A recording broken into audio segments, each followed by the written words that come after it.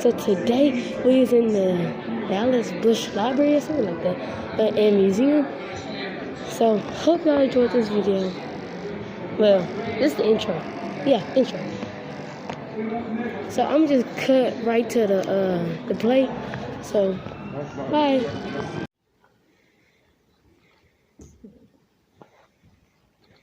You're right. Thank you, Mom. I promise.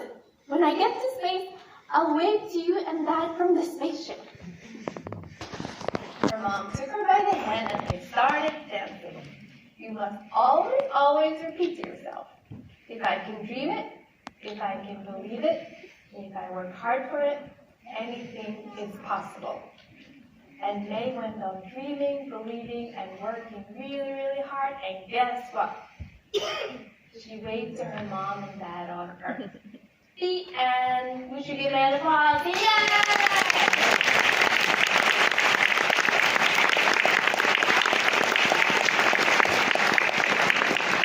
And that's the real May Jefferson.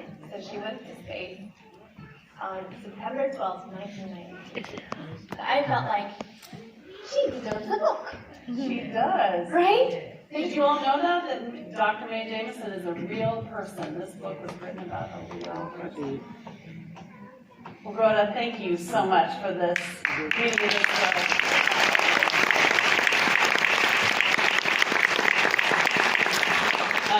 Mae has had an interesting life, but I think you have had an interesting life yourself, and I understand you're going to tell us a little about that. Yeah. So I was born in Somalia, in Africa, and we lived there. I was born there, then me and my family moved to Saudi Arabia. Then we moved from there to a very cold place called Norway, and I grew up there. And then I went to school there, I studied there, and then I got a writing scholarship, and I lived in Paris. Then I was in New York for almost 10 years, and now I live in LA. So, almost all around the globe. That's pretty good. What is your favorite place that you've lived? I think they're all special. Yeah. Yeah, they're all very special, but I love heat. So I have to say, the warmth of LA and California really is really nice. I wasn't a very good skier growing up. And then that's me. In third grade, I was the only, my family was the only family from Somalia that grew up in Norway. So everyone kind of like they're very tall and have blonde and blue eyes. And if you're from Somalia, I would always say maybe like we're related somehow. Yeah. So growing up in Norway, I have siblings. Raise your hand if you think I have one brother. Raise your hand if you think I have two brothers. Raise your hand if you think I have three brothers. Raise your hand if you think I have four brothers. Raise your hand if you think I have a sister. Raise your hand if you think I have two sisters. Oh, you guys. Yeah. Raise your hand if you think I have one more brother. Yes, it's true. I have 5 brothers and 2 sisters. So I come from a family of 8. Wow. Do you have any siblings? I have 2. There's only 3 of us. Well, that's good. So I have 5 brothers and 2 sisters. So Where are you are you the oldest or the youngest? I'm number 7. You're number 7, so Yeah. almost the youngest. Yeah. Or the troublemaker, as my mom would say. Number 7. But so every Saturday, my dad would take me to the library. So it was very special spending a long time with my dad. So he would take me to the library, and then I would borrow a book, read the book, tell him about the book in order to go back the following Saturday. So we did this for years. And then one day my dad said, Rhoda, if you could be anything you want in the whole world, what would you be? And I was like, oh, well, anything? Yeah. And I said, well, I love books. I wish I could write a book and have a book with my name written on it. And then I kind of forgot about that dream, and I studied anthropology, and I traveled, and then I wrote my first book. And that book is in the same library me and my dad used to go.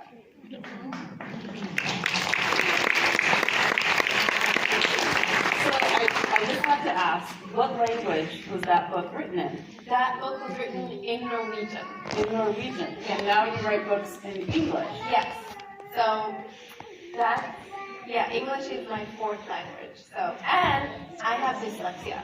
So the letters, does anyone know what dyslexia is? Yeah, does someone here maybe have learning is not that easy? Right? So we all have it. So I always say if I can be a writer, I know everyone else can be a writer. For sure. So then what I learned was, if you can dream it, if you can believe it, and if you work really hard, anything is possible. Should we say it together again? Yes. So, with your loudest outdoor voice, let's go. If you can dream it, if you can believe it, if you work hard for it, anything is possible.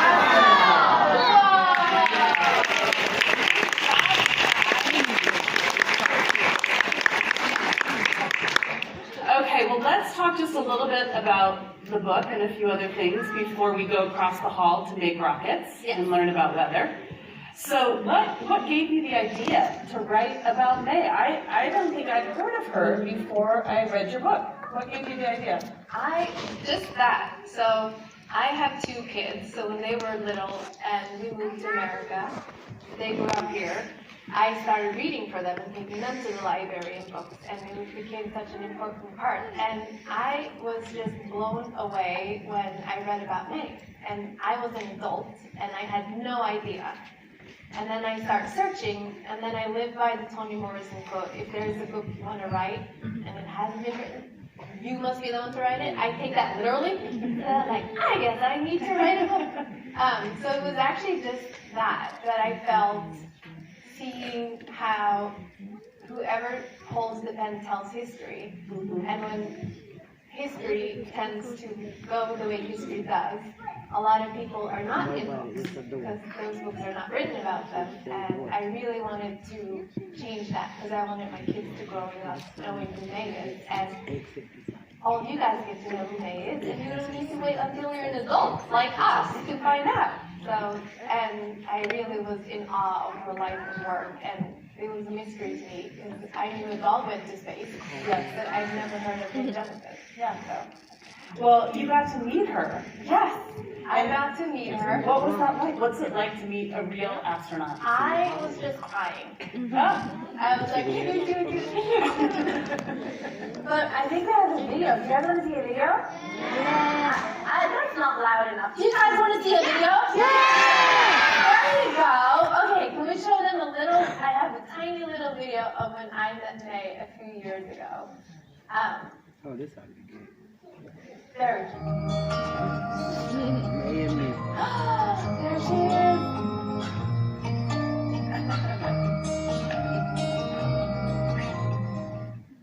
That was amazing. Oh my God. It was such a dream come true because I've been trying to get a hold of her for all these years. So my publisher tried, I tried. I think I sent the book to every May Jemison address I found in America. So sorry if you're May Jemison and you're not May Jemison, it's my book. But it was really, I was just in awe. And what I didn't expect was while I was in line, there was this little tug on my coat, and then this little girl with the book, and she said, "Excuse me, are you Miss Rhoda?" And I said, "Yes." And she said, "Can you sign my book?" And then I started crying. And then another one came, and another one came, and there was like a few hundred kids holding May Among the Stars, meeting May. So we were all meeting her together. So I felt like a full circle giving her the book and just saying thank you. Oh, that's great. I love that. I love that. So you've written for grown-ups and you've written for kids. Which do you like better? That's not a hard question. Who do you like better, kids or adults? Yay! Louder, please. Yay! A little louder, please. Yay! I mean, it speaks for itself. Yes. I don't think grown-ups say, like when you say, which one do you like better, kids or adults? Let's hear what the adults say. Adults? Adults.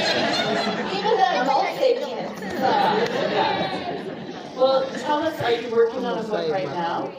Yes, so now I'm actually just finishing, I just finished a middle grade novel for a little older students, inspired by true events called Missing, which was really different line of work, writing for older kids. So when I would do author visits, usually I do schools, and in the beginning I only visit little classrooms, and then the older kids would be like, well, what about us? We don't want to read just picture books. Yeah. And I was like, you're right, I'm going to write a middle grade novel. So I wrote a middle grade novel inspired by a true event that happened, and that one hopefully comes out in a year. Okay. So we'll watch for that one. So how many of you kids in here have ever written a story or a book in school? Has everybody written? We have a lot of authors here. Rhoda, what kind of advice would you give to authors in the room, our young authors who are here? I am so grateful that you're writing, because there's nothing more important than writing, and in a way, writing saved my life, because I didn't know what else to do. And there's no one that can write your story but you. And I think you are so lucky that you get to be a kid in this time. And I know we have to compete with YouTube and Netflix, but I am so grateful that you guys are writing your stories, and I can't wait for you to read them. And you only need 3 things, because writing is kind of like magic, right? Okay, yeah. Because it doesn't exist. It's only in your head, right? There's nothing going on the page. It's empty. Just in your head, right? Raise your hand if you ever had an empty page in front of you.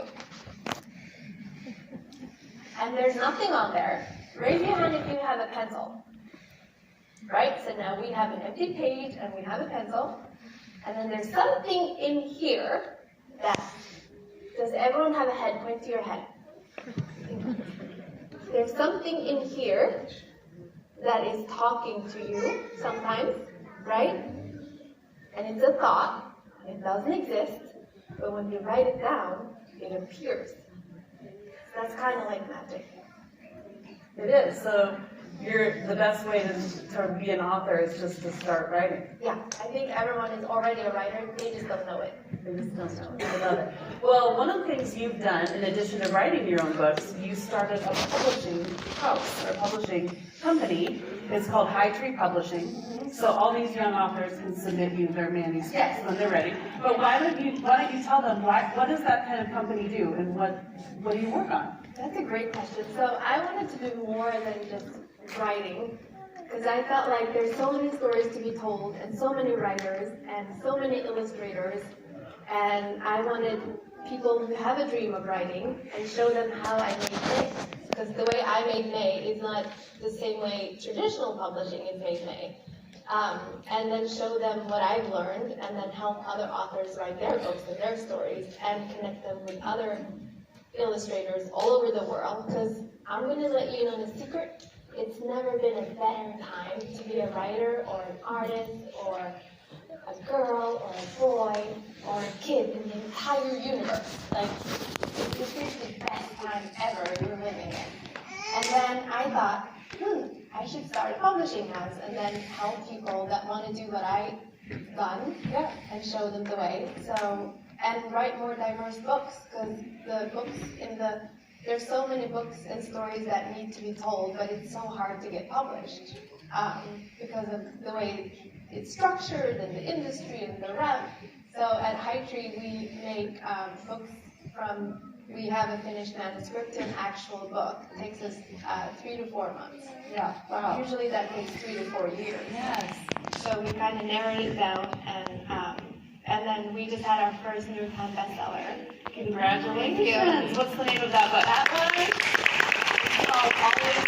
Always With Me, which is Kelly Rowland and Jessica McKay and I made it, and we sold it to Penguin, Penguin Viking, to publish it, and just leading the way of there's a new way of doing things, and inventing lace, and it's been so much fun. I love it. Okay, so what does the name High Tree mean? Did that come from something? High tree is I love it because kids are kind of like seeds, and they grow into these mighty trunks, and books are made of trees. And right outside my office, there's this huge tree, and kids climb the tree, and so. We're gonna be building some rockets. I mean, making rockets. Yeah. Look at Novell.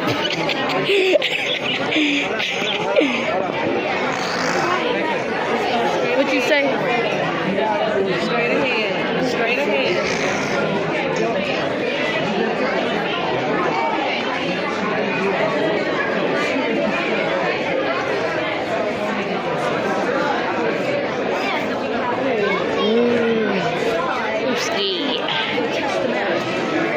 And so you just use lots and lots of tape to put it on the top.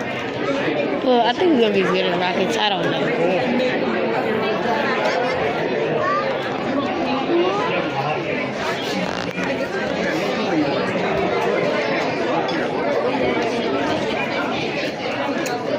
Back with us now.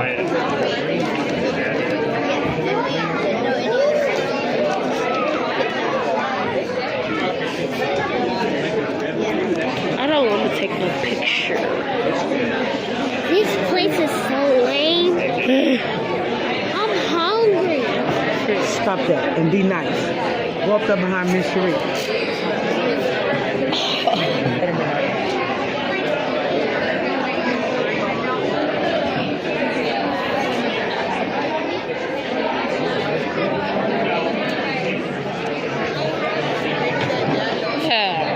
Get your own picture.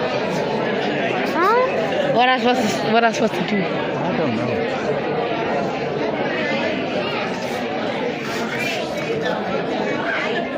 Tornado? Huh? Gonna be a tornado?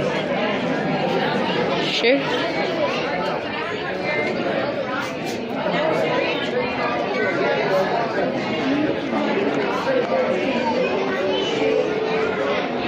We gotta wait in line for this one photo. Do we have to do these photos?